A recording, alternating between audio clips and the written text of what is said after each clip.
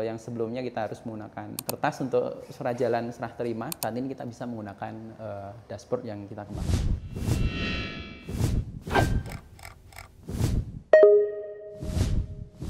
Graysquare Visual.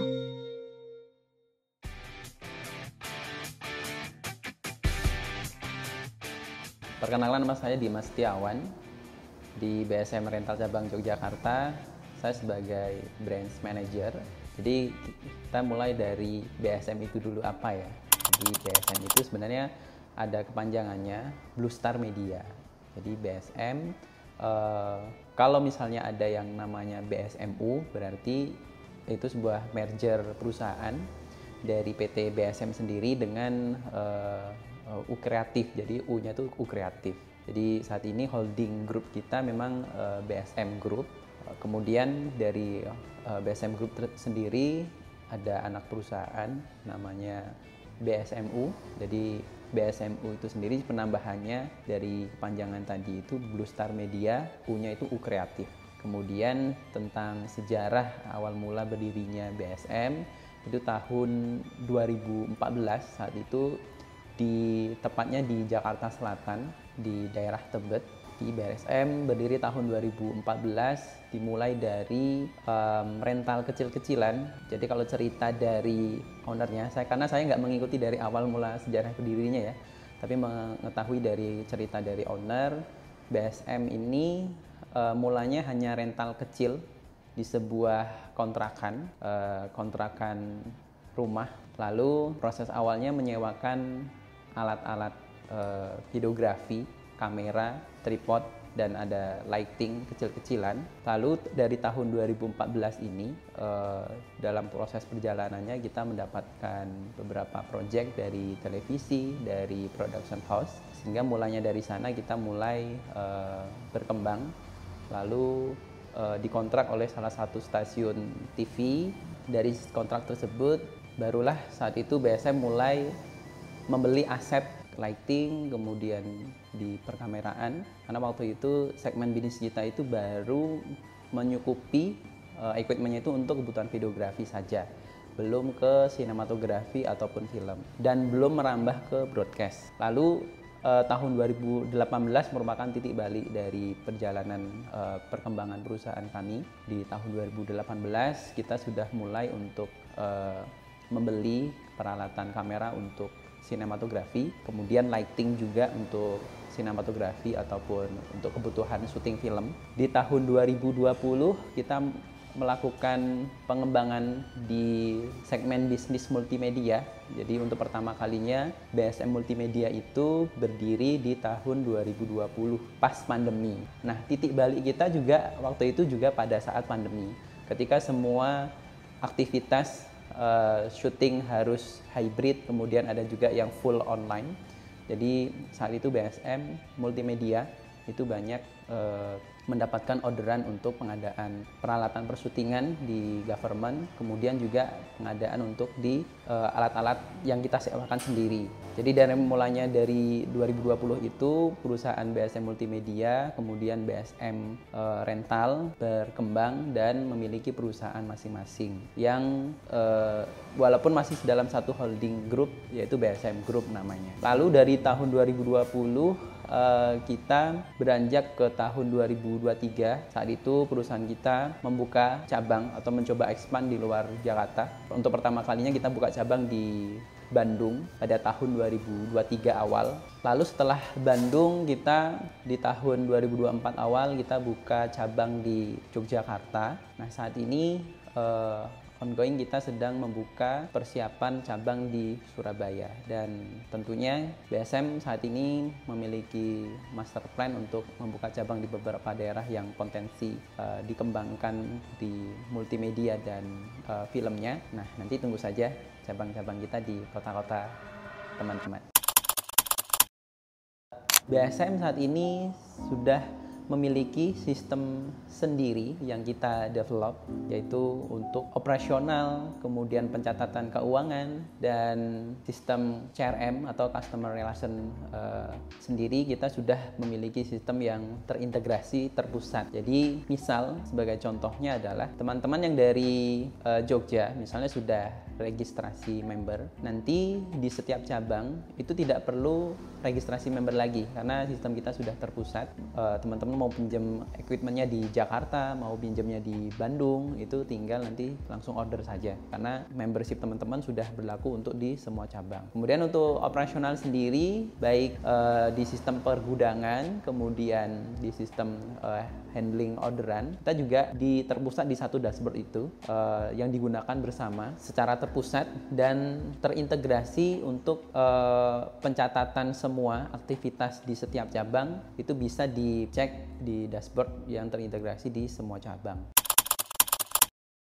Jadi dari dashboard yang kita kembangkan tadi, ada beberapa fitur yang itu hanya bisa diakses permissionnya itu hanya bisa untuk tim warehouse atau tim gudang, hanya bisa untuk tim admin, hanya bisa untuk branch manager, lalu para BOD dan owner sendiri. Ada access permission yang sebenarnya pembatasan akses di dashboard kami. Nah, dari sistem operasional sendiri di pergudangan untuk koordinasi antar cabang, baik yang digunakan untuk di pengoperasian di internal, semuanya menggunakan dashboard. Jadi ada pencatatan seperti cek stok, history transaksi, kemudian ada juga untuk penambahan stok equipment, semuanya terupdate secara real time di dashboard kami. Jadi misal kalau sistem rental itu kan kita harus mengatur penjadwalan equipment ya. Jadi dari sistem penjadwalan equipment di BSM itu terupdate-nya secara real time. Sehingga untuk mengoptimalkan dari setiap equipment agar tersewa, agar proses penyewaannya juga tidak bertabrakan jadwalnya. Jadi kita semuanya dimonitoring menggunakan sistem dashboard yang kita kembangkan tadi. Yang pertama jelas kita jadinya paperless, jadi sebenarnya penggunaan kertas itu hanya untuk pengguna surat jalan atau surat terima equipment dari kami ke customer kami. Selebihnya dari sistem keuangan, pencatatan apapun di BSM itu sudah menerapkan paperless. Jadi kita yang pertama tadi yang kita rasakan adalah efisiensi di paperlessnya, kemudian yang kedua efisiensi di manpowernya. Sehingga dengan pengembangan sistem ini dan selanjutnya kita juga sedang mendevelop sistem yang lebih baik dari sistem saat ini. Yang kami rasakan adalah equipment yang disewa bisa optimal secara penjadwalannya. Kemudian yang kedua, secara manpowernya lebih efisien karena biasanya yang harus dikerjakan oleh 3 orang sekarang cukup hanya 1 orang saja sudah cukup. Sehingga pengoptimalan di sisi biaya operasional kita bisa tekan sehingga sedangkan penjadwalan untuk penyewaan equipmentnya kita bisa maksimalkan dengan penggunaan aplikasi atau dashboard yang kita kembangkan tadi. Baik, sangat membantu sekali ya, karena tantangan kalau di rental equipment itu adalah di penjadwalan alat. Jadi karena kita juga ranah bisnisnya kan juga bukan hanya menangani satu segmen market saja. Mulanya juga dari awal BSM itu rental equipment, tapi base-nya juga retail. Ada retail, kemudian ada juga B2B-nya, kemudian ada B2G-nya, sehingga dari sana kita bisa mengoptimalkan dari setiap segmen market yang kita kembangkan, khususnya di retail customer atau di B2C. Sehingga yang kami rasakan dengan adanya pengembangan aplikasi atau dashboard yang kita gunakan ini, semuanya di setiap sisi dari kita sebagai perusahaan rental equipment dan kepada customer kami bisa mengoptimalkan untuk proses penyewaannya, sehingga hal-hal yang sifatnya harus menunggu waktu, nah itu sudah kita bisa tekan. Karena kalau sistem sewa kan harus menunggu balik equipment yang disewa oleh customer sebelumnya, sehingga ada customer baru yang sewa, itu kan sering terjadi bertabrakan ya waktunya. Sehingga dengan pemanfaatan aplikasi ini kita bisa mengatur jadwal pengambilan alatnya, bisa mengatur penjadwalan pengambilan alatnya, bisa mengatur penjadwalan untuk delivery alatnya sampai ke proses serah terima kepada customer. Karena saat ini kita betul-betul ingin mengembangkan ke paperless ya, mengembangkan sistem serah terima itu menggunakan sign-nya itu menggunakan tablet, kemudian nanti bisa langsung tanpa menggunakan kertas. Berikut dengan checklist equipment yang sudah kita siapkan, dan pada saat serah terima juga itu semuanya sudah bisa saat ini untuk diterapkan menggunakan sistem di dashboard kami. Namun untuk di cabang saat ini mungkin masih menggunakan kertas karena ya ada beberapa yang belum terbiasa dengan penggunaan tanpa kertas, sehingga untuk di Jogja sendiri saat ini kita masih menggunakan surat jalan dalam bentuk hard copy begitu. Kalau di Jakarta sudah mulai diterapkan, jadi setiap serah terima mereka hanya cukup untuk sign di tablet yang kita sediakan di front desk begitu. Mungkin itu sih sedikit manfaatan yang bisa kita optimalkan adalah yang sebelumnya kita harus menggunakan kertas untuk surat jalan serah terima, saat ini kita bisa menggunakan dashboard yang kita kembangkan. Tantangan pertama kali adalah karena ini sistemnya adalah user interface ya. Tentunya yang pertama adalah transfer teknologinya atau transfer knowledge tentang teknologi yang kita gunakan. Jadi misalnya kita ambil contoh di sistem pergudangan nih. Saat ini kan kita sedang mengembangkan ke ranah RFID ya. Jadi tim gudang kami itu sebenarnya nggak perlu checklist lagi karena alat yang keluar masuk dari gudang itu sudah bisa cek di dashboard. Jadi sudah ke record dengan sistem RFID tadi. Nah, misal contohnya adalah ke ranah pengenalan interface, karena interface atau user interface atau aplikasi yang kita gunakan ini kita kembangkan sesuai dengan kebutuhan kita.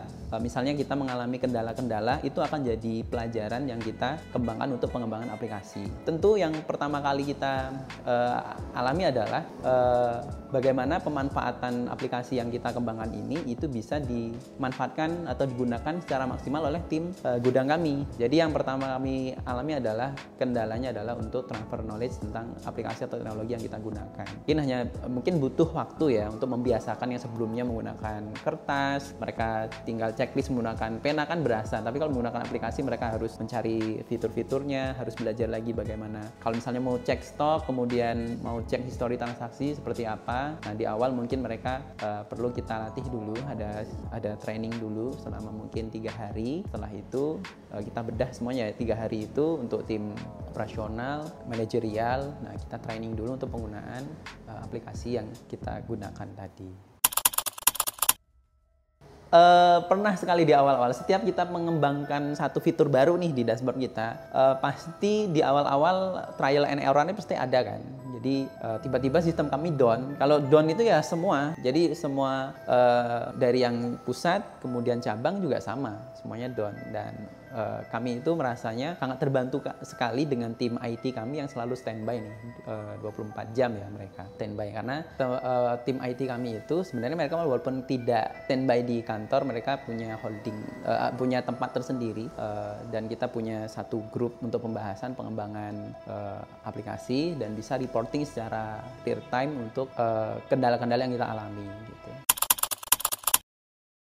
Dari tahun 2022 kita sudah mulai untuk mengembangkan sistem aplikasi pemesanan itu bisa menggunakan mobile apps yang mungkin nanti bisa tersedia di Play Store ataupun di App Store, sehingga pelanggan kami itu akan lebih mudah menggunakan software atau aplikasi yang kita kembangkan tadi. Aplikasi ini sebenarnya saat ini belum di launching, masih dalam proses develop ya, karena saat ini kita baru memaksimalkan jumlah visitor website kami dulu. Jadi sebenarnya kalau di website kami seperti halnya mungkin ada marketplace tertentu yang menggunakan, mungkin teman-teman sudah familiar ya, ada marketplace kuning, ada marketplace hijau. Nah, kurang lebih seperti itu di sistem website kami itu mereka maksudnya customer kami itu bisa order equipment by website nanti langsung terkoneksi ke WhatsApp. Nah, mungkin agak kurang efektifnya karena harus buka website dulu ya, dan kemungkinan untuk memilih vendor yang lain kan besar kalau harus buka website dulu. Tapi kalau sudah install aplikasi rasanya order alat langsung langsung teringat, oh saya sudah punya aplikasi pemesanan nih khusus equipment BSM rental misalnya, jadi langsung bisa order equipment di aplikasi tersebut. Kami rasa strategi kita akuisisi customer ke depan itu mulai sudah dipikirkan dari tahun 2022, namun saat ini kita belum launching aplikasinya karena kita saat ini masih memaksimalkan penggunaan website dan visitor website kami begitu. Peran teknologi ini sudah tidak bisa kita hindari lagi ya. Bisa saya katakan semua dari sistem bisnis BSM ataupun bisnis yang lain mungkin ya. Tapi yang kami rasakan dari contohnya adalah bisnis rental equipment seperti BSM, itu tentu peran teknologi itu sangat membantu di efisiensi tertentu ya, seperti di manpower atau jumlah karyawan kita bisa maksimalkan. Kemudian untuk sistem pencatatan keuangan dan pengembangan perusahaan itu sangat terbantu sekali dengan adanya aplikasi ini, karena aplikasi yang kita bangun itu sudah bisa digunakan untuk teman-teman dari data analis, untuk untuk research pengembangan perusahaan. Misalnya kita membidik satu daerah ingin buka cabang, kita bisa mengambil data dan menganalisis data tersebut di sistem kami, sehingga proses untuk pengembangan perusahaan pun itu tidak lepas dari peran teknologi yang kami kembangkan. Sehingga tanpa adanya teknologi rasanya kami harus balik lagi ke tahun 2014 menggunakan pencatatan Excel, rasanya itu sangat tidak efektif sekali. Sehingga dengan adanya teknologi teknologi dashboard yang kita kembangkan tadi dan sistem pergunangan yang sudah real time secara stoknya, saat ini semua lini dari unit bisnis kita itu bisa kita kembangkan, baik di B2C-nya, B2B-nya, dan B2G-nya gitu. Kan saat ini kita kan juga membuka satu segmen unit bisnis baru di tahun 2023. Waktu itu kita sudah mengarah ke pengadaan ke pemerintahan, jadi B2G-nya juga kita bisa kembangkan melalui data-data yang sudah terrecord di sistem kami.